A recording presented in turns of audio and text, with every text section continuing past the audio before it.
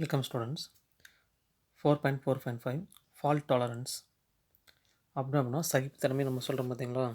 அதை பற்றி நம்ம எதுக்குமே டென்ஷன் ஆகாமல் அமைதியாக இருக்கிறோம் பார்த்தீங்களா. அதை நம்ம என்ன சொல்லணும், ஃபால்ட் டாலரன்ஸ் அப்படிங்கிறது சகிப்புத்தன்மை, பிழை பொறுப்பு தன்மை அப்படின்னு நம்ம சொல்கிறது. தமிழில் வந்து பார்த்திங்கன்னா எவ்வளோ ப்ராப்ளமாக இருந்தாலும் என்ன பண்ணுறோம்னா அதை நிறுத்தி நிதானமாக யோசிச்சு அதுக்கான சொல்யூஷன்ஸ் வந்து கொடுக்குறது என்ன சொல்ல போனால் ஃபால்ட் டாலரன்ஸ் அப்படிங்கிறதோட மீனிங். இப்போ அதோடைய கான்செப்ட் பார்க்கலாம். த operating system should be robust. எப்பயுமே ஓஎஸ் ஆப்ரேட்டிங் சிஸ்டம் அப்படிங்கிற என்ன இருக்கணுமோ, ரோபஸ்ட் அப்படின்னா ஸ்ட்ராங்காக இருக்கிறது. அதை பார்த்தீங்கன்னா பொறுமையாக இருக்கிறது நம்ம சொல்கிறோம் பார்த்தியா, அதை என்ன சொல்லணும்னா ரோபஸ்ட் அப்படின்னு நம்ம சொல்கிறது. அப்போ ஆப்ரேட்டிங் சிஸ்டம் பொறுத்தவரையிலும் ஏதாச்சும் ஒரு ப்ராப்ளம் அப்படின்னா என்ன பண்ணக்கூடாது, டக்குன்னு வந்து கரெக்ட் ஆகிறதோ இல்லை ஃபைல் வந்து க்ளோஸ் பண்ணுறது அந்த மாதிரி எதுவுமே இருக்கக்கூடாது. அது வந்து என்ன ப்ராப்ளம் அப்படின்னு சொல்லிட்டு பார்த்துட்டு அதால் முடிஞ்ச அளவுக்கு என்ன பண்ணணும் அப்படின்னா கரெக்ஷன் பண்ணி கொடுக்குறது எது அப்படின்னா அந்த ஓஎஸ் ஆப்ரேட்டிங் சிஸ்டம் அப்படிங்கிறது. when there is a fault, the operating system should not crash. Instead, the operating system have fault tolerance capabilities and retain the existing state of system. அதாவது ஏதாச்சும் ஒரு ஃபால்ட் உங்களுடைய கம்ப்யூட்டர் சிஸ்டம் வந்து நடக்குது அப்படிங்கிறப்ப அது என்ன ஆகும் அப்படின்னா சுட் நாட் கிராஸ், எதுவுமே டேமேஜ் ஆகாமல் அந்த ஃபைல் வந்து டெலீட் பண்ணாமல் லாஸ்ட்டாக நீ வந்து எந்த பொசிஷன் வந்து அதே பொசிஷன் வந்து என்ன பண்ண அப்படின்னா வச்சுருக்கும். அதை என்ன சொல்லணும் அப்படின்னா இந்த ஃபால்ட் டாலரன்ஸ். அதான் பார்த்தீங்கன்னா என்னுடைய கேபபிலிட்டிஸ். ஆப்ரேட்டிங் சிஸ்டத்தை பொறுத்தவரையிலும் உங்களுக்கு புரியுற மாதிரி சொல்லணும்னா எவ்வளோ அடித்தாலும் தாங்குது அப்படின்னு நம்ம சொல்கிற மாதிரியா, அதே கான்செப்ட். எவ்வளோ அடித்தாலும் தாங்குறோம் அப்படின்னு சொல்லிட்டு நம்ம சொல்கிற மாதிரி அதே கான்செப்ட் இங்கே என்ன பண்ணால் இந்த ஆப்ரேட்டிங் சிஸ்டம் பொருளும் சின்ன சின்ன எரர்ஸ் இருந்தாலும் சரி இல்லை ஒரு பெரிய எரர்ஸ் வந்தாலும் சரி முடிஞ்ச அளவுக்கு அதை என்ன பண்ணோம்னா சரி பண்ணிவிட்டு அதுக்கான நோட்டிஃபிகேஷன் காமிச்சிட்டு என்ன பண்ணோம் அப்படின்னா உங்களுக்கு பண்ணோம். இப்போ எக்ஸாம் வந்து நீங்கள் மொபைல் யூஸ் பண்ணிட்டு இருக்கீங்க அப்படின்னா இப்போ வந்து ஒரு மெமரி ஃபுல்லாக ஒரு டைம் உங்களுக்கு என்ன பண்ணோம்னா அந்த வார்னிங் காமிச்சிட்டே இருக்கும். Memory full delete unwanted files இல்லை அப்படின்னா கிளியர் அப்படின்னு சொல்லிட்டு உங்களுக்கு என்ன பண்ணோம்னா சம் நோட்டிஃபிகேஷன் வந்து உங்களுக்கு காமிச்சிட்டே இருக்கும். இதே கான்செப்ட் தான் என்ன பண்ணாங்க அப்படின்னா நம்ம கம்ப்யூட்டர்லேயும் நம்ம யூஸ் பண்ணிகிட்டு இருக்கோம். ஏதாச்சும் நம்ம ஒர்க் பண்ணிட்டு இருக்கப்போ அந்த சாஃப்ட்வேர் வந்து கரெக்டாகிடுச்சு. அப்போ ஒன்று என்ன பண்ணோம் அப்படின்னா எல்லாமே க்ளோஸ் பண்ணாமல் என்ன பண்ணுறது, லாஸ்ட் எக்ஸிஸ்டிங் ஸ்டேட் என்ன இருந்தோம் லாஸ்ட்டு நீ எந்த ஃபைல் ஓப்பன் பண்ணியிருந்தோ அந்த ஃபைலுக்கு வந்து உனக்கு வந்து டிஸ்பிளே பண்ணி கொடுத்துரும். அது என்ன அப்படின்னா இந்த ஃபால்ட் டாலரன்ஸ் அப்படின்னு நம்ம சொல்கிறது. இது வந்து 2 மார்க் கொஸ்டினில் இன்சைடில் படிச்சுக்கிங்க. நெக்ஸ்ட் பேஜ் பாருங்கள். 4.4.6 ஃபைல் மேனேஜ்மெண்ட். ஒரு ஃபைல் வந்து எப்படி மேனேஜ் பண்ணுறது அதை பற்றி சொல்கிறதுனா ஃபைல் மேனேஜ்மெண்ட் அப்படிங்கிறது. இந்த file management is an important function of OS. Okay, இது வந்து பார்த்தீங்கன்னா ஓஎஸோட ஒரு வெரி வெரி இம்பார்ட்டன்ட் ஃபங்க்ஷன் அப்படின்னா அந்த ஃபைல் மேனேஜ்மெண்ட். அந்த ஃபைல் வந்து எப்படி மேனேஜ் பண்ணுறாங்க அதான் பார்த்தீங்கன்னா ஃபைல் மேனேஜ்மெண்ட் டாபிக் நம்ம பார்க்க போகிறது. Which handles data storage techniques. இது வந்து எது ஹேண்டில் பண்ணுது அப்படின்னா டேட்டா ஸ்டோரேஜ் பண்ணுற அந்த டெக்னிக்ஸ் வந்து என்ன பண்ணுறதுனா ஹேண்டில் பண்ணுறது. அது இதனுடைய main work. The operating system manages files, folders and directory systems on A computer. அப்போ இந்த ஆப்ரேட்டிங் சிஸ்டம் வந்து எதெல்லாம் மேனேஜ் பண்ணோம்னா ஃபைலு, ஃபோல்டர், டைரக்டரி இதில் என்ன பண்ணுறது அப்படின்னா கம்ப்யூட்டரில் ஒவ்வொன்றையும் மேனேஜ் பண்ணுறது யார் அப்படின்னா அந்த ஓஎஸ் அப்படிங்கிறது நமக்கு தெரிஞ்சது. அதுக்கு வந்து என்ன யூஸ் பண்ணுது அப்படின்னு சொல்லி பார்க்கலாம். இந்த எஃப்ஏடி ஃபைல் அலோகேஷன் டேபிள், இது எக்ஸ்பேண்டில் மார்க் பண்ணிங்க 1 மார்க்கில் கேட்பாங்க அடிக்கடி. Stores general information about files like file name, type, text or binary, size, starting address and access mode.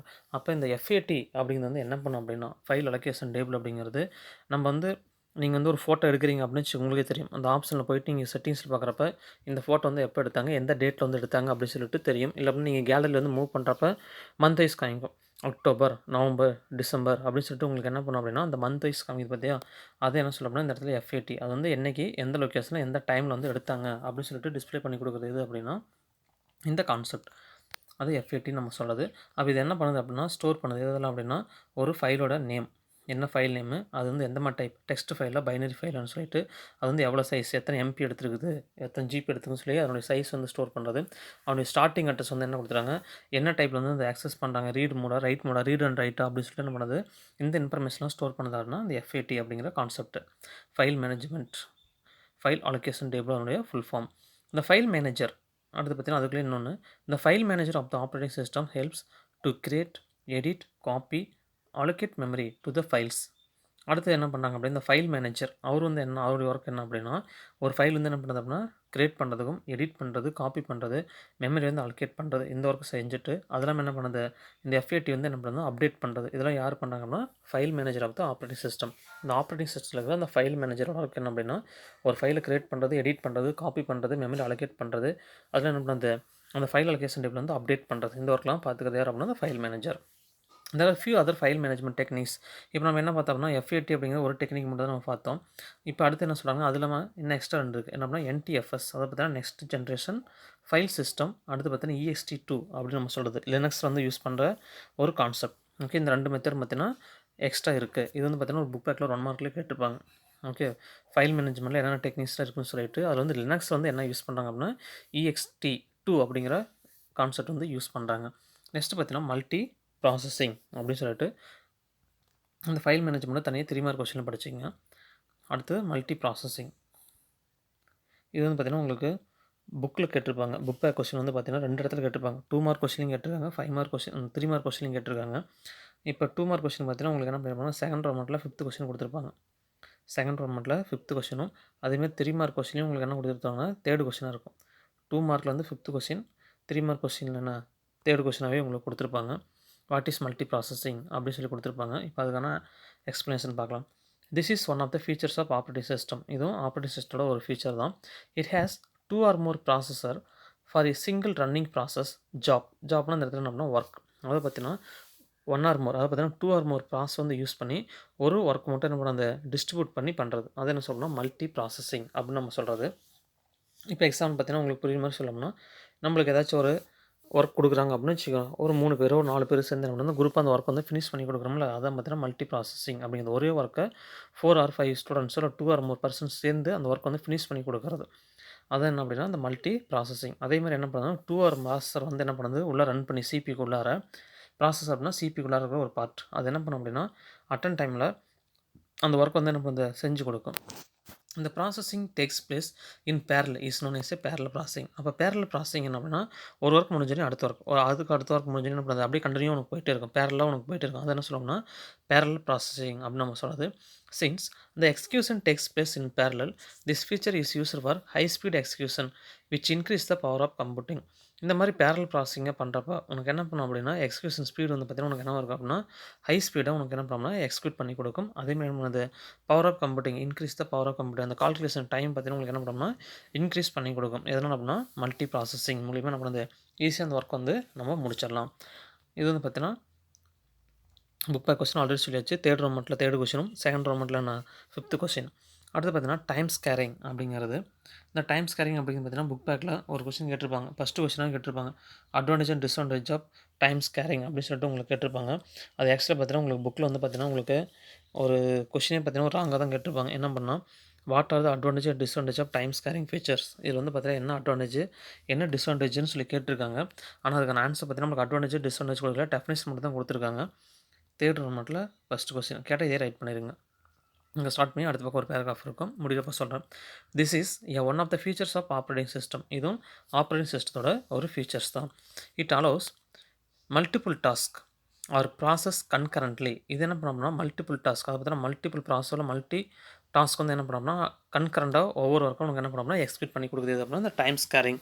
For each task a fixed time is allocated. ஒவ்வொரு டாஸ்க்கும் பார்த்தீங்கன்னா ஒவ்வொரு time வந்து கொடுத்துருவாங்க. This division of time is called time sharing. இந்த மாதிரி time division, இந்த work வந்து இவ்வளோ டைம், நீ அந்த ஒர்க் வந்து என்ன பண்ணோம்னா அந்த பிட்வீன் டைமுக்குள்ளே முடிச்சிடணும். முடிக்காதப்ப என்ன பண்ணணும், அதை ஸ்டாப் பண்ணிவிட்டு அடுத்த ஒர்க் நம்ம போயிடணும். இப்போ எக்ஸாம்பிள் பார்த்தீங்கன்னா உங்களுக்கு ஃபஸ்ட் பீரியட் வந்து தமிழ், அந்த 40 மினிட்ஸ் முடிஞ்சது. இப்போ செகண்ட் பீரியட் வந்து கம்ப்யூட்டர் சயின்ஸ், அந்த 40 பீரியட் அந்த கோர்ஸ் முடிச்சாலும் சரி முடிக்கடிச்சு இந்த 40 மினிட்ஸ் முடிஞ்சு நம்ம என்ன பண்ணுறோம், அந்த டீச்சர் வெளியே போயிடுவாங்க. அடுத்து பார்த்தீங்கன்னா தேர்ட் பீரியட் அப்படியே உனக்கு என்ன பண்ணணும், கரண்டாக உனக்கு என்ன பண்ணுது, அது உனக்கு போயிட்டே இருக்கும். அதான் அந்த டிவிஷன் ஆஃப் டைம் தான் என்ன சொல்லணும்னா டைம் ஸ்கேரிங் அப்படின்னு நம்ம சொல்கிறது. The processor switches rapidly between various process after a time is elapsed or the process is completed. அந்த ப்ராசஸ் வந்து முன்கூட்டியே முடிச்சிட்டாங்கன்னா என்ன பண்ணலாம்னா அடுத்த ப்ராசஸ் நீ போயிடலாம். அதுக்கோசம் வெயிட் பண்ணணும் கிடையாது. எக்ஸாம்பிள் ஒரு போர்ஷன் வந்து ஒரு டாபிக் பெண்டிங் இருக்குது அப்படின்னா இப்போ தமிழ் டீச்சர் வந்து பார்த்தீங்கன்னா ஒரு 2 கொஸ்டின் ஆன்சர் மட்டும் நடத்தாமல் இருக்காங்க. இன்னும் அவங்க நடத்திட்டு என்ன பண்ணுவாங்கன்னா மீதி ஒரு 20 மினிட்ஸ் முடிச்சாங்க, மீதி 20 மினிட்ஸ் இருக்கப்போ நெக்ஸ்ட் டீச்சர்ஸ் கொடுத்துட்டு அவங்க போயிடுவாங்க. அந்த நெக்ஸ்ட் டீச்சர்ஸ் வந்து என்ன பண்ணாங்கன்னா ஒரு 40 மினிட்ஸ் எக்ஸ்ட்ரா ப்ளஸ் 20 மினிட்ஸ் கிடச்சி அவங்க முடிக்கல அப்படின்னா என்ன பண்ணலாம், அவங்களோட டைம் முடிஞ்சிட்டு அவங்க என்ன பண்ணோம்னா வெளியில் போயிடணும். அந்த மாதிரி என்ன பண்ணோம்னா இந்த மாதிரி ஒரு ஒர்க் வந்து கண்டினியூவாக நடந்துகிட்டே இருக்கும். இதுதான் நம்ம என்ன சொல்லணும்னா டைம் ஸ்கேரிங் அப்படிங்கிறது. அந்த பிட்வீன் டைமில் முடிச்சுட்டா நீ அடுத்த ஒர்க் போயிடலாம். முடிக்கிற டைம் என்ன பண்ணணும், அதை அப்படியே ஸ்டாப் பண்ணிவிட்டு அதுக்கு அடுத்த ஜாப் வந்து நம்ம ஒர்க் பண்ணணும். இப்போ எக்ஸாம்பிள் பார்க்குறப்ப உங்களுக்கு ஈஸியாக புரியும். For example assume that there are 3 process, அதை பார்த்தீங்கன்னா P1 P2 P3 சொல்லிட்டு 3 ப்ராசஸ் கொடுக்குறாங்க. And time allocated for each process. First process பார்த்தீங்கன்னா 30 மினிட்ஸ், செகண்ட் ப்ராசஸ் வந்து பார்த்தீங்கன்னா 40 மினிட்ஸ் டைம் தராங்க. அடுத்து பார்த்தீங்கன்னா தேர்ட் ப்ராசஸ் வந்து என்ன கொடுக்குறாங்க, 50 மினிட்ஸ் வந்து உங்களுக்கு டைம் கொடுத்துருக்காங்க. அப்படி கொடுக்குறப்ப என்ன நடக்குதுன்னு சொல்லி பார்க்கலாம். If the process P1 completes within 20 minutes, அவங்க வந்து என்ன டைம் கொடுத்தாங்கன்னா டைம் வந்து P1க்கு வந்து என்ன கொடுத்தாங்க 30 தான் கொடுத்தாங்க. ஆனால் இவங்க என்ன பண்ணிட்டாங்க 20 மினிட்ஸ்லேயே அவங்க முடிச்சிட்டாங்க. அடுத்து பாரு, தென் process takes the next process. உடனே என்ன பண்ணுறது, ப்ராசஸ் வந்து 20 மினிட்ஸு இன்னும் 10 மினிட்ஸ் இருக்குதுன்னா அப்படின்னு சொல்லிட்டு என்ன பண்ணாது, அது வந்து அப்படியே வெயிட் பண்ணிட்டு இருக்காது. உடனே அடுத்த ப்ராசஸ் வந்து பார்க்க போயிரும். இப்போ உடனே என்ன பண்ணுது P2 போய் எக்ஸிக்யூட் பண்ண ஆரம்பிச்சிடும். If the process P2 good not complete within 40 minutes. அப்போ P2க்கு என்ன டைம் கொடுத்தோம்? 40 மினிட்ஸ் வந்து என்ன பண்ணியிருக்காங்க? டைம் கொடுத்துருக்காங்க.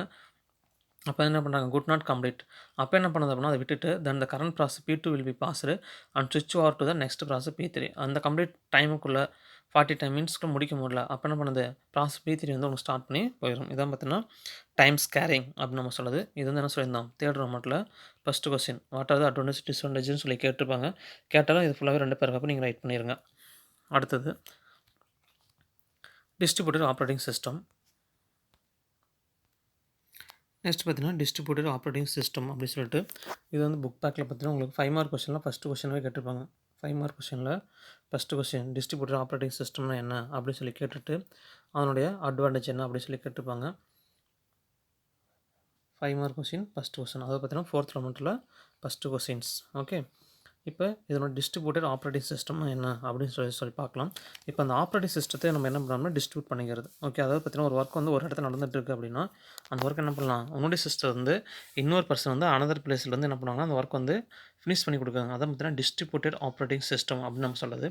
இந்த distributed operating system is used to access share data on files that reside in any machine around the world using internet or internet. Internet use பண்ணியோ இல்லை அப்படின்னா இன்டர்நெட் யூஸ் பண்ணியோ. இப்போ இன்டர்நெட் அப்படிங்கிறது வேர்ல்டு ஃபுல்லாக யூஸ் பண்ணிக்கிறது என்ன அப்படின்னா இன்டர்நெட் அப்படிங்கிறது www கேள்விப்பட்டிருப்பீங்க. இன்டர்நெட் அப்படிங்கிறது ஒரு கேம்பஸ்க்குள்ளே வந்து யூஸ் பண்ணிக்கிறது. அதாவது பார்த்தீங்கன்னா ஒரு காலேஜுக்குள்ளே இல்லை அப்படின்னா ஒரு ஸ்கூலுக்குள்ளே ஒரு பர்டிகுலர் ஒரு 5 கிலோமீட்டர்ஸ்னால் அந்த சரௌண்டிங் மட்டும் யூஸ் பண்ணிக்கிறது அப்படின்னா இன்டர்நெட். இன்டர்நெட் அப்படின்னா இன்டர்நேஷ்னல் நெட்ஒர்க்கு வேர்ல்டு ஃபுல்லாகவே நம்ம யூஸ் பண்ணிக்கிறது. அப்போ இந்த டிஸ்ட்ரிபியூட்டட் ஆப்ரேட்டிங் சிஸ்டம் அப்படிங்கிறது என்ன பண்ணுது அப்படின்னா to access share data and files. Okay, டேட்டாவையும் ஃபைல்ஸ் நம்ம என்ன பண்ணுது அப்படின்னா ஷேர் பண்ணிக்கிறது. எதுக்கோசம் அப்படின்னா ஆக்சஸ் பண்ணிக்கிறது. அதாவது பார்த்தீங்கன்னா ஒரு கம்ப்யூட்டர் டேட்டாவும் ஃபைல்ஸும் இப்போ எக்ஸாம்பிள் ஒரு பர்சன் வந்து பார்த்தீங்கன்னா வச்சுக்கோ இப்போ கீழே இருக்கிற டயக்ராம் பாருங்க. இப்போ இந்த பிளேஸ் பார்த்தீங்கன்னா உங்களுக்கு புரியும். இது வந்து வேர்ல்டு வைடு அதாவது கொடுத்துருக்காங்க. வேர்ல்டு வந்து பார்த்தீங்கன்னா இப்போ எக்ஸாம்பிள் இது ஒரு கண்ட்ரி, இது ஒரு கண்ட்ரி, இது ஒரு கண்ட்ரி, இது ஒரு கண்ட்ரி, இந்த கண்ட்ரி டோட்டலாக பார்த்தீங்கன்னா உங்களுக்கு 5 கண்ட்ரிஸ் இருக்குன்னு வச்சுக்கோ. இப்போ எக்ஸாம்பிள் பார்த்தீங்கன்னா இது வந்து இந்தியா, வந்து Australia, America, okay, Pakistan, Russia இந்த மாதிரி இருக்குது அப்படின்னா இது வந்து பார்த்தீங்கன்னா ஒரு ஃபைல். அதாவது பார்த்தீங்கன்னா ஒரு ஐடி கம்பெனிலேருந்து ஒர்க் பண்ணிட்டு இருக்காங்க அப்படின்னா இப்போ இதனுடைய இன்சார்ஜ் ஓகே டீம் லீடர் வந்து பார்த்தீங்கன்னா உங்களுக்கு என்ன பண்ணியிருப்பாங்கன்னா ஒவ்வொரு கண்ட்ரியும் தனித்தனியாக இருப்பாங்க.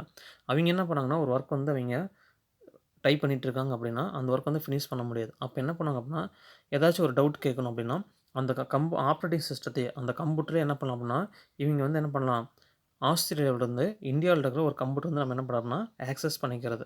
நீங்கள் நிறைய இந்த படமாக பார்த்துருப்பீங்க இந்த ஹேக் பண்ணுறது. எங்கேயோ வந்து ஒரு பிளேஸ் வந்து என்ன பண்ணாங்கன்னா ஒரு கம்ப்யூட்டர் வந்து ஹேக் பண்ணுற மாதிரி வெளிநாட்டிலேருந்து என்ன பண்ணலாம்னா இங்கே இருக்கிற ஒரு பிளேஸில் இருக்கிற நம்ம கம்ப்யூட்டர் வந்து என்ன பண்ணாங்கன்னா அவங்க வந்து அங்கே மவுஸில் கிளிக் பண்ணால் ஆட்டோமேட்டிக்காக நம்ம கம்ப்யூட்டர் ஃபைல்ஸில் என்ன பண்ணுவோம் ஆட்டோமேட்டிக்காக அவங்க ஓப்பன் பண்ணி பார்த்துவாங்க. ஆனால் அது என்ன பண்ணுவாங்க அனதர் கண்ட்ரியோ இல்லை அனதர் ஸ்டேட்லேயே இருப்பாங்க. இப்போ எக்ஸாம்பிள் பெங்களூர் இருக்காங்க. இப்போ உன்னோட வீட்டில் வந்து நீ லேப்டாப் வந்து நீ யூஸ் பண்ணிட்டு இருக்க அப்படின்னா அங்கேருந்து என்ன பண்ணணும்னா உன்னுடைய கம்ப்யூட்டரில் இருக்கிற ஃபைல்ஸ் வந்து என்ன பண்ணுது அப்படின்னா கிளிக் பண்ணி அவங்க வந்து என்ன பண்ணாங்க ஏதாச்சும் வந்து சேஞ்சஸ் பண்ணுறது டைப் பண்ணலாம். ஓகே, பெங்களூர் இருக்கிற ஒரு பர்சன் உன்னுடைய வீட்டில் இருக்கிற கம்ப்யூட்டர் வந்து என்ன பண்ணலாம் அப்படின்னா டைப் பண்ணுறது. ஓகே, அதான் டிஸ்ட்ரிபியூட்டட் ஆப்ரேட்டிங் சிஸ்டம். அதேமாதிரி அவங்க தேவையான ஃபைல்ஸ் வந்து என்ன பண்ணலாம்னா எடுத்துக்கலாம். அதேமாதிரி என்ன பண்ணலாம் டெலீட் பண்ணுற அப்படின்னா கூட பண்ணிக்கலாம். அதான் பார்த்தீங்கன்னா டிஸ்ட்ரிபியூட்டட் ஆப்ரேட்டிங் சிஸ்டம் அப்படின்னு நம்ம சொல்கிறது. த users can access as if it is available on their own computer. அதாவது பார்த்தீங்கன்னா நம்மளுடைய சொந்த கம்ப்யூட்டர் மாதிரி என்ன பண்ணலாம்னா அவங்க வந்து ஃபைல்ஸ் வந்து ஆக்சஸ் பண்ணிக்கலாம். அதாவது டிஸ்ட்ரிபியூட்டட் ஆப்ரேட்டிங் சிஸ்டம். அதுக்கு வந்து பார்த்தீங்கன்னா நிறையா ஆப்ஷன் இருக்குது. செட்டிங்ஸ்லாம் போய் மாற்றிட்டு நம்ம என்ன பண்ணலாம் இந்த மாதிரி ஒர்க் பண்ணுறது. நீங்கள் நிறைய மொபைலே கூட பண்ணுவீங்க. அதாவது அந்த ஒய்ஃபை ஆன் பண்ணுறது, அதேமாதிரி என்ன பண்ணுறது அப்படின்னா ஹாட்ஸ்பாட் ஆன் பண்ணுறது, இந்த மாதிரி என்ன பண்ணுறது இன்னொரு மொபைல்லேருந்து நம்ம என்ன பண்ணுறது டேட்டாஸ் வந்து எடுத்து பார்த்துக்கிறது. அடுத்து the advantage of distributed operating system are as follows. A user at one location can make use of all the resources available at another location over the network. Network மூலிமா என்ன பண்ணுறது ஒரு லொக்கேஷன் வந்து another location வந்து என்ன பண்ணலாம் datas வந்து எடுத்து யூஸ் பண்ணிக்கலாம். Many computer resource can be added easily இந்த நெட்ஒர்க். இது மூலிமா என்ன பண்ணலாம் நெட்ஒர்க் மூலிமா நிறைய கம்ப்யூட்டர் ரிசோர்ஸ் வந்து நம்ம ஷேர் பண்ணிக்கலாம். இப்போ எக்ஸாம்பிள் பார்த்தீங்கன்னா இந்த கம்ப்யூட்டரில் வந்து ஒரு சாஃப்ட்வேர் இருக்குது, இந்த கம்ப்யூட்டரில் அந்த சாஃப்ட்வேர் கிடையாது. அப்போ என்ன பண்ணலாம் இந்த கம்ப்யூட்டர் வந்து அவங்க என்ன பண்ணலாம் கேபிள் மூலிமா கனெக்ட் பண்ணியிருப்பாங்களா அப்படின்னா நெட்ஒர்க் மூலிமா கனெக்ட் பண்ணியிருக்காங்க அப்படின்னா இந்த கம்ப்யூட்டர் என்ன பண்ணலாம் அந்த சாஃப்ட்வேர் வந்து இவங்க ஆக்சஸ் பண்ணிக்கிறது. இதுதான் concept. Improves interaction with customer and clients. அப்போ இது மூலிமா கஸ்டமருக்கு கிளைண்ட்டுக்கு என்ன பண்ணுறது அப்படின்னா இன்ட்ராக்ஷன் வந்து என்ன பண்ணுறது அப்படின்னா இம்ப்ரூவ் ஆகுது. உடனுக்குடனே என்ன ப்ராசஸ் அப்படிங்கிறது கண்டுபிடிச்சிடலாம். அடுத்து reduce load on host computer. Host computer அப்படின்னு என்ன சொல்லுவோம் அப்படின்னா சர்வர் அப்படின்னு நம்ம சொல்கிறது. அதான் ஹோஸ்ட் கம்ப்யூட்டர் அப்படின்னு நம்ம சொல்லுவோம். அது மூலியமா நம்ம என்ன பண்ணலாம் அப்படின்னா, ஈஸியாக நம்மளுடைய ப்ராப்ளத்த வந்து ஈஸியா முடிச்சுக்கலாம். இப்போ எக்ஸாம்பிள் இந்த பர்சன் வந்து அந்த ஒர்க் வந்து தெரியல. அப்போ என்ன பண்ணலாம், இப்போ இந்த பர்சன்ட்ட வந்து ஹெல்ப் கேட்டுக்கலாம். இப்போ அவிங்க என்ன பண்ணுவாங்க, இந்த கம்ப்யூட்டர் வந்து என்னப்பா ப்ராப்ளம் அப்படின்னு சொல்லிட்டு என்ன பண்ணுறது, அதர் கண்ட்ரிலேருந்து எடுத்து அந்த ஒர்க் வந்து முடிச்சிடலாம். இப்போ எக்ஸாம்பிள் பார்த்தீங்கன்னா, இப்போ எல்லாமே கொரோனா டைமில் என்ன பண்ணியிருப்பாங்க, தனித்தனி பிளேஸில் வந்துடுறாங்க. அதாவது பார்த்தீங்கன்னா, பெங்களூர்ல ஒர்க் பண்ணியிருப்பாங்க, சென்னையில் இருப்பாங்க, ஹைதராபாத் இருப்பாங்க. இப்போ எல்லாமே என்ன பண்ணுறாங்க, வீட்டில் இருந்துட்டு ஹோம் ஒர்க் அந்த மாதிரி பண்ணிட்டு இருப்பாங்க. ஓகே. வீட்டில் இருந்துட்டு என்ன பண்ணுறோம், எல்லா ப்ராசஸ் வந்து ஐடி ஃபீல்டில் இருக்கிற எல்லாமே சொந்த வீட்டில் இருந்துட்டு என்ன பண்ணுறாங்க, அந்த ஒர்க் வந்து முடிச்சு விடுறாங்க. இப்போ இந்த மாதிரி டைமில் இப்போ கம்பெனிக்குள்ள இருந்தால் ஈஸியாக என்ன பண்ணுவாங்க அப்படின்னா கேட்டுக்கலாம். இப்போ என்ன பண்ணுறாங்க, அவங்க வீட்டில் இருக்கிறாங்க. அப்போ அந்த மாதிரி டைமில் வந்து எனி டவுட் அப்படிங்கிறப்ப என்ன பண்ணலாம் அப்படின்னா, அந்த சிஸ்டம் வந்து உனக்கு ஆன் இருக்கும். இப்போ இந்த சிஸ்டம் ஆன் இருக்குது அப்படின்னா, இங்கேருந்து என்ன ப்ராப்ளம் அப்படின்னு சொல்லிட்டு என்ன பண்ணலாம், இந்த கம்ப்யூட்டர் வந்து மானிட்டர் பண்ணி இவங்க வந்து இன்ஃபர்மேஷன் வந்து ஏதாச்சும் கரெக்ஷன் அப்படின்னா கரெக்ஷன் வந்து பண்ணலாம். இதை என்ன சொல்லலாம், டிஸ்ட்ரிபியூட்டர் ஆப்பரேட்டிங் சிஸ்டம். இதெல்லாம் என்ன ஆகுது அப்படின்னா, reduce the load on the host computer. அதே மாதிரி இந்த கோஸ்ட் கம்ப்யூட்டர் அப்படிங்கிறது சென்ட்ரல் கம்ப்யூட்டர் தான் என்ன சொல்லுவோம், கோஸ்ட் கம்ப்யூட்டர். ஒரே கம்ப்யூட்டர் வந்து நம்ம டேட்டாஸ் வந்து ஸ்டோர் பண்ண அவசியம் கிடையாது. எந்த கம்ப்யூட்டர் வேணாலும் என்ன பண்ணலாம், டேட்டாஸ் வந்து ஸ்டோர் பண்ணிக்கலாம். இதுலேயும் கம்ப்யூட்டர் இதில் எல்லாத்துலேயும் என்ன பண்ணலாம்னா, நம்ம ஃபைல்ஸ் வந்து ஒரே லொக்கேஷனில் வந்து ஸ்டோர் பண்ணாமல் டிஃப்ரெண்ட் கம்ப்யூட்டரில் வந்து என்ன பண்ணலாம், டேட்டாஸ் வந்து ஸ்டோர் பண்ணிக்கலாம். அதான் reduce load on the host computer. ஒரே கம்ப்யூட்டரில் வந்து ஸ்டோர் பண்ணணும் அவசியம் கிடையாது. அதை பார்த்தீங்கன்னா மெயின் சர்வர் தான் கோஸ்ட் கம்ப்யூட்டர் நம்ம சொல்லுவோம். இது வந்து என்னாச்சு, 5 மார்க் கொஸ்டின் ஃபஸ்ட் கொஸ்டின் முடிஞ்சிருச்சு. Next prominent operating system. இந்த ப்ராமினென்ட் ஓஎஸ் அப்படின்னா இம்பார்ட்டன்ட் ஓஎஸ் அப்படின்னு நம்ம சொல்கிறது. அதாவது ப்ராமினென்ட் ஓஎஸ் நம்ம சொல்கிறது முக்கியமான ஆப்ரேட்டிங் சிஸ்டம் நம்ம சொல்கிற பற்றி அதான் ப்ராமினென்ட் அப்படின்னு நம்ம சொல்கிறது. என்ன இருக்குன்னு சொல்லி பார்க்கலாம். இது வந்து பார்த்தீங்கன்னா உனக்கு 2 மார்க் கொஸ்டினில் வந்து கேட்பாங்க. லிஸ்ட் அவுட் த ப்ராமினென்ட் ஓஎஸ்ன்னு சொல்லி கேட்டாங்கன்னா, யுனிக்ஸ், மைக்ரோசாஃப்ட் விண்டோஸ், லினக்ஸு, ஐஓஎஸ்னா ஐஃபோனில் வந்து யூஸ் பண்ணுறது, அதாவது ஐஓஎஸ் அப்படின்னு சொல்கிறது. அடுத்து பார்த்தீங்கன்னா ஆண்ட்ராய்டு. இது 5 பார்த்தீங்கன்னா நம்ம அதிகமாக யூஸ் பண்ணுற ஓஎஸ். அடுத்தது modern operating systems use graphical user interface. இப்போ எல்லாம் யூஸ் பண்ணுற எல்லா ஆப்ரேட்டிங் சிஸ்டம் என்ன வந்துருச்சு, கை. கிராஃபிக்கல் யூசர் இன்டர்ஃபேஸ் எல்லாமே கலராக தான் இருக்கும். மவுஸ் வந்து நம்ம கிளிக் பண்ணிக்கிறது, அதான் கை அப்படின்னு நம்ம சொல்கிறது. A GUI let's use to your mouse to click icons, buttons, menus and everything is clearly displayed on the screen using combinations of graphics and text elements. அதை பார்த்தீங்கன்னா கிராஃபிக்ஸு டெக்ஸ்ட் எலமெண்ட்ஸ் அதனுடைய combination மூலிமா நம்ம என்ன பண்ணலாம் அப்படின்னா கிளியராக உனக்கு என்ன பண்ணுறாங்க, எல்லா கண்டென்ட்டும் ஸ்க்ரீனில் வந்து டிஸ்ப்ளே பண்ணிடுறாங்க. அதெல்லாம் பார்த்தீங்கன்னா என்ன பண்ணுது, மவுஸ் யூஸ் பண்ணி நமக்கு தேவையான ஐக்கான்ஸ், பட்டன்ஸ், மெனுஸ் எல்லாத்தையும் நம்ம என்ன பண்ணலாம் அப்படின்னா ஆக்சஸ் பண்ணிக்கலாம், கிளிக் பண்ணிக்கலாம். அதான் பார்த்தீங்கன்னா கிராஃபிக்கல் யூசர் இன்டர்ஃபேஸ். இதுக்கு முன்னாடி என்ன பண்ணாங்க அப்படின்னா சியூஐ அப்படி இருந்துச்சு ஆரம்பத்தில். அது வந்து ஒரு ஃபைல் ஓப்பன் பண்ணோம் அப்படின்னா நீ ஒரு கமெண்ட் டைப் பண்ணணும். இப்போ கண்ட்ரோல் ப்ளஸ் ஓ அப்படின்னு சொல்லி கொடுத்தா அந்த ஃபைல் வந்து ஓப்பன் பண்ணணும். இப்போ நம்ம வந்து அப்படி பண்ண அவசியம் கிடையாது. என்ன பண்ணுறோம், நம்மளுக்கு என்ன தேவையோ அதை மவுஸ் எடுத்து நம்ம கிளிக் பண்ணி அந்த ஃபைல் வந்து நம்ம ஓப்பன் பண்ணிக்கிறோம். அதை பார்த்தீங்கன்னா பட்டன் ஃபோனு, டச் ஃபோனு மாதிரி இந்த சியூஐ, ஜியூஐ. சியூஐயில் வந்து பார்த்தீங்கன்னா எல்லாமே என்ன இருக்கும், டிஃப்ரெண்ட்டாக இருக்கும். எல்லாமே கேரக்டராக தான் நீ டைப் பண்ணி நீ கொடுத்தோம். அப்போ தான் அந்த ஃபைல் ஓப்பன் பண்ணுவேன். அப்போ தான் அதை சேவ் பண்ண முடியும். அப்போ தான் க்ளோஸ் பண்ண முடியும். இங்கே கையில் வந்து நம்ம என்ன யூஸ் பண்ணுறோம், மவுஸ் நம்மகிட்ட இருக்குது. அப்போ என்ன பண்ணுறோம், அந்த ஃபைல் ஓப்பன் பண்ணால் அந்த மேலே வச்சு என்ன பண்ணுறோம், டபுள் கிளிக் பண்ணிக்கிறோம். அடுத்து என்ன பண்ணுறது, அந்த ஃபைல் க்ளோஸ்னால் இன்ட்டு மார்க் வந்து கொடுத்துடலாம். ஓப்பன் பண்ணுறோம் அப்போ தான் அந்த ஃபைல் வந்து டபுள் கிளிக் பண்ணிக்கிறது. சேவ் பண்ணுறதுக்கு வந்து ஃபைலில் போய் சேவ் நம்ம கொடுத்துருவோம்ல, இந்த கான்செப்ட் தான் இது அப்படின்னா இந்த ஜியூஐ. அதெல்லாம் பார்த்தீங்கன்னா எல்லாமே உனக்கு என்ன ஆச்சு அப்படின்னா ஐகான்ஸ் தான் உனக்கு கொடுத்துட்டாங்க. ஐகான் மீன்ஸ் இந்த மாதிரி சின்ன சின்ன பிக்சர்ஸ் தான் உனக்கு என்ன இருக்கும், இந்த மாதிரி இருக்கிறது என்ன அப்படின்னா அந்த ஐகான்ஸ் அப்படின்னு நம்ம சொல்கிறது. இப்போ எக்ஸாம்பிள் இதோட அது முடிஞ்சிருச்சு அந்த கொஸ்டின் ஆன்சர். லெசன் பார்த்தீங்கன்னா உங்களுக்கு 4th லெசன் ஒரு ஸ்மால் லெசன் இதோட முடிஞ்சிருச்சு. இது வந்து ஸ்டூடெண்ட் ஆக்டிவிட்டி, உங்களுக்கு தேவையில்லை ஒரு டைம் படித்து பார்த்துங்க. Draw line between the operating system logo and the current description. அதனுடைய லோகோஸ்லாம் கொடுத்துருக்காங்க, ட்ரா பண்ணி பார்க்க சொல்லியிருக்காங்க. Operating system logo and the current description அப்படின்னு சொல்லி கொடுத்துருப்பாங்க. அது வேண்டாம் விட்டுருங்க. நெக்ஸ்ட் வந்து பார்த்தீங்கன்னா உங்களுக்கு 1 மார்க் கொஸ்டின்ஸ் பார்க்கலாம். ஃபஸ்ட் 1 மார்க் பாருங்கள். ஆப்ரேட்டிங் சிஸ்டம் ஈஸியாக என்ன அப்படின்னா சிஸ்டம் சாஃப்ட்வேர். அடுத்து பார்த்தீங்கன்னா second question, identify the use of operating system. Operating system வந்து யூஸ்ன்னு சொல்லி கேட்குறாங்க. Easy interaction between the human and computer, அது கரெக்டு தான். அடுத்து கண்ட்ரோலிங் இன்புட் அவுட்புட் டிவைஸும் கண்ட்ரோல் பண்ணுது. மேனேஜிங் யூஸ் ஆஃப் மெயின் மெமரியோட மெமரி என்ன பண்ணுறது, மேனேஜ் பண்ணுறது. அடுத்து டி பார்த்தீங்கன்னா ஆல் தி எபோவ். அப்போ உனக்கு என்ன வரும் அப்படின்னா ஆல் தி எபோவ் தான் உங்களுக்கு வரும். ஓகே, ஏன்னா எல்லா ஒர்க்குமே செய்யுது. அடுத்து தேர்ட் கொஸ்டின் பாரு, which of the following is not a function of an operating system. Operating சிஸ்டத்தோட ஃபங்க்ஷன் எது இல்லை. ப்ராசஸ் மேனேஜ்மெண்ட் படிச்சிருக்கோம், மெமரி மேனேஜ்மெண்ட் படிச்சிருக்கோம், செக்யூரிட்டி மேனேஜ்மெண்ட் படிச்சிருக்கோம். எது படிக்கல, கம்பைலர் என்விரான்மெண்ட் படிக்கல. அப்போ இதுக்கான ஆன்சர் என்ன அப்படின்னா டி, கம்பைலர் என்விரான்மெண்ட். அடுத்து பார்த்தீங்கன்னா 4th question, which of the following OS is commercial licence operating system. இது வந்து பார்த்தீங்கன்னா கமர்ஷியல் லைசன்ஸ் ஆப்ரேட்டிங் சிஸ்டம் அப்படின்னு சொல்லி கேட்குறாங்க. என்னென்ன இருக்குது அப்படின்னா டோட்டலாக 4 operating system, Windows, Ubuntu, Fedora, Red Hat. இதெல்லாம் பார்த்தீங்கன்னா உங்களுக்கு போர்ஷன் வந்து இந்த வருஷம் கட் பண்ணிட்டாங்க. விண்டோஸ் மட்டும் தான் உங்களுக்கு கரெக்டான ஆன்சர்ஸ். ஓகே, 4th வந்து பார்த்தீங்கன்னா அப்படின்னா ஏ, விண்டோஸு. அடுத்து 5th பார்த்தீங்கன்னா which of the following operating system support mobile device. Mobile device வந்து எது சப்போர்ட் பண்ணி சொல்லிக்கிறாங்க, விண்டோஸ் 7 அது வந்து கம்ப்யூட்டர் தான். லினக்ஸ் பார்த்தீங்கன்னா கம்ப்யூட்டர் தான். பிஓஎஸ் அது கம்ப்யூட்டர் சப்போர்ட் பண்ணோம். இது வந்து என்ன சொல்லியிருந்தோம் டி, ஐஓஎஸ், ஐஃபோன் ஓஎஸ். அடுத்து பார்த்தீங்கன்னா 6th file management manages. File மேனேஜ்மெண்ட்டில் எதெல்லாம் மேனேஜ் பண்ணுதுன்னு சொல்லி கேட்குறாங்க. ஃபைல்ஸ் மேனேஜ் பண்ணும், ஃபோல்டர் மேனேஜ் பண்ணும், டைரரி சிஸ்டம் மேனேஜ் பண்ணும். அப்போ என்ன வரும்னா ஆல் தி எபோ அப்படிங்கிறது. அடுத்து 7th கொஸ்டின் பாருங்கள். Interactive operating system provides. Interactive operating system provides அப்படின்னா கிராஃபியல் யூசர் இன்டர்ஃபேஸ். அடுத்து 8th பார்த்தீங்கன்னா என்ன example for single task operating system. Single task operating சிஸ்டம்னா எது அப்படின்னு சொல்லி கேட்குறாங்க. இது பார்த்தீங்கன்னா இந்த MS DOS சி. ஓகே, இதான் பார்த்தீங்கன்னா சிங்கிள் டாஸ்க் ஆப்ரேட்டிங் சிஸ்டம் அப்படிங்கிறது MS DOS. மீது எல்லாமே பார்த்தீங்கன்னா மல்டி டாஸ்க் ஆப்ரேட்டிங் சிஸ்டம். அடுத்து பார்த்தீங்கன்னா 9th question file management system used by Linux is. எதுவும் பார்த்தீங்கன்னா EXT2 அப்படிங்கிறது. EXT2 நீங்கள் ஃபைல் மேனேஜ்மெண்ட் பார்த்தீங்கன்னா லாஸ்ட் லைன் வந்து கொடுத்துருப்பாங்க. அடுத்து 2 மார்க் கொஸ்டின் பார்த்தீங்கன்னா எல்லாமே உங்களுக்கு மார்க் பண்ணி கொடுத்துருப்போம். List out any 2 use of operating system mark பண்ணியாச்சு. Multi user operating system, what is GUI, security management, multi processing, different operating system பார்த்தீங்கன்னா உங்களுக்கு இன்னும் மார்க் பண்ணி கொடுக்கலாம். என்னென்ன டிஃப்ரெண்ட் ஆப்ரேட்டிங் சிஸ்டம்னா சிங்கிள் யூஸர் ஆப்ரேட்டிங் சிஸ்டம், அடுத்து பார்த்தீங்கன்னா multi user operating system. Lesson ஸ்டார்டிங்லேயே உங்களுக்கு கொடுத்துருப்பாங்க. What are the 2 types of operating system, single user, அடுத்து என்னன்னா மல்டி யூஸர் ஆப்ரேட்டிங் சிஸ்டம் அப்படின்னு சொல்லி கொடுத்துருப்பாங்க. இதில் பாருங்கள்.